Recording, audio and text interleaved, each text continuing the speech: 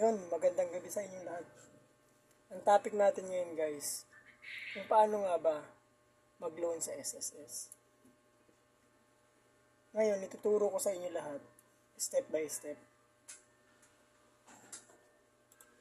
Sisimulan natin yan kung ilang months nga ba ang dapat na contribution mo para makapag-loan ka sa SSS.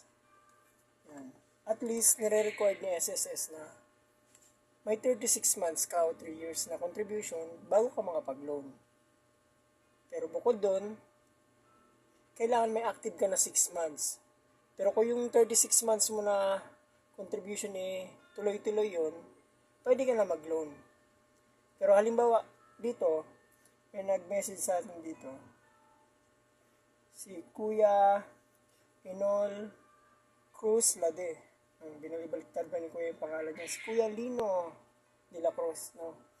Ang tanong ni Kuya, Sir, meron na akong 5 years na contribution. Pero natigil siya last year. Pwede ba akong mag-loan? Ayan, ang sagot natin dito sa tanong ni Kuya Lino, kung may 5 years ka na contribution, sobra-sobra na yon. Ngunit, kailangan ni SSS, bukod dun sa 5 years na yun, mayroong active na 6 months. Kaya, hindi muna makakapag-loan si Kuya Lino. Kailangan niya munang ipagpatuloy yung contribution niya at least 6 months. Ngayon, pag meron na siyang contribution na active na 6 months, mag-apply ng loan. Nakompleto na niya yon, tsaka na siya ngayon papasok sa tinatawag na disbursement account.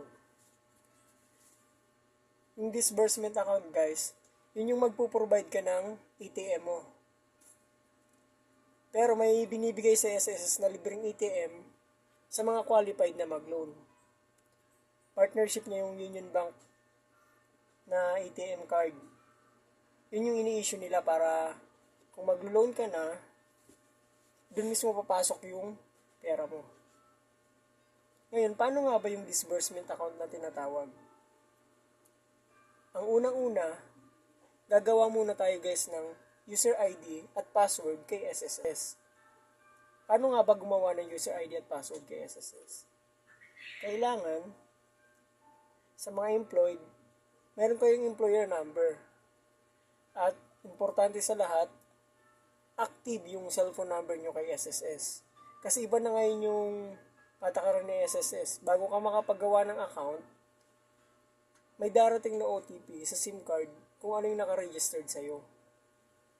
Kaya importante yun guys na active yung cellphone number nyo kay SSS.